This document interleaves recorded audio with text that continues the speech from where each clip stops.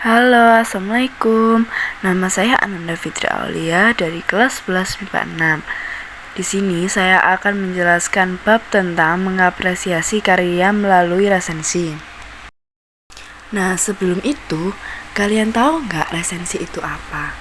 Nah, resensi ialah sebuah tulisan berbentuk ulasan atau penilaian terhadap suatu karya, baik itu buku, film, atau karya lain. Tugas penulis resensi ialah memberikan gambaran kepada pembaca mengenai suatu karya apakah layak dibaca atau tidak. Unsur-unsur atau sistematika penulisan. Unsur-unsur atau sistematika penulisan ada 7. Yang pertama ialah jenis. Kedua, identitas buku, seperti judul buku, nama pengarang, penerbit, tahun terbit, kota terbit, dan jumlah halamannya. Ketiga, pendahuluan. Keempat, inti atau isi resensi. Kelima, keunggulan buku. Keenam, kekurangan buku. Dan yang terakhir ialah penutup. Tujuan resensi. Tujuan resensi ada 5. Yang pertama ialah membantu pembaca untuk paham gambaran serta penilaian umum sebuah hasil karya dengan ringkas. Yang kedua ialah memberi pemahaman serta informasi dengan komprehensif pada pembaca. Yang ketiga ialah memahami kelebihan dan kelemahan karya yang diresensi. Yang keempat ialah memberi masukan pada pembuat karya berupa kritik dan saran. Dan yang terakhir ialah menguji kualitas karya dan membandingkan dengan karya lain. Manfaat resensi. Manfaat resensi dibagi 3. Yang pertama ialah manfaat resensi bagi penulis. Resensi dibutuhkan sebagai sarana mendapatkan feedback atau umpan balik agar ia dapat membuat karya yang lebih berkualitas. Resensi juga memudahkan penulis mengetahui antusiasme dan tanggapan masyarakat terhadap buku yang dibuatnya. Yang kedua ialah bagi pembaca. Resensi dapat dijadikan media dalam menguji atau mengembangkan suatu topik bagi para penulis novel, cerpen, naskah, atau bahkan peneliti.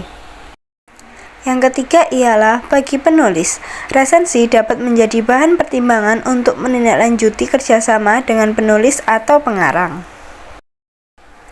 Jenis resensi. Jenis resensi ada 5. Yang pertama ialah resensi deskriptif. Resensi ini membahas secara detail setiap bagian atau banyak. Yang kedua ialah resensi informasi. Resensi yang isinya hanya berupa informasi mengenai hal penting dari keseluruhan isi buku secara umum. Yang ketiga, resensi kritis. Resensi ini berbentuk ulasan detail dengan metodologi ilmu pengetahuan tertentu. Isi dari resensi biasanya kritis dan objektif dalam menulis isi buku. Next, yang keempat ialah resensi evaluatif. Resensi ini menyajikan penilaian resensi tentang isi buku atau hal-hal yang berkaitan dengan buku. Informasi buku hanya dijadikan sebagai ilustrasi. Yang kelima atau yang terakhir ialah resensi informatif evaluatif. Resensi ini menyajikan semacam ringkasan buku dan hal-hal yang penting yang ada di buku. Resensi ini termasuk paling ideal karena memberikan laporan yang lebih lengkap. Unsur kebahasaan.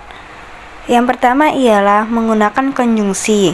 Konjungsi ini ada 3, konjungsi temporal, konjungsi kausalitas, dan konjungsi penegas. 2. Menggunakan kata yang menyatakan saran. Saran yang ditujukan kepada pembaca, apakah karya tersebut mempunyai rekomendasi untuk dibaca atau tidak. Kalimat saran bisa diketahui dari penggunaan kata layak, harus, hendak, dan jangan. 3. Menggunakan kata kerja. Kata kerja ada 2. Yang pertama ialah kata kerja transitif atau kata kerja yang diikuti oleh objek. Yang kedua, kata kerja intransif atau kata kerja yang tidak memerlukan objek. 4. Menggunakan kalimat majemuk. Kalimat majemuk ada 4. Yang pertama ialah kalimat majemuk setara. Yang kedua, kalimat majemuk rapatan. Yang ketiga, kalimat majemuk bertingkat. Dan yang terakhir ialah kalimat majemuk campuran.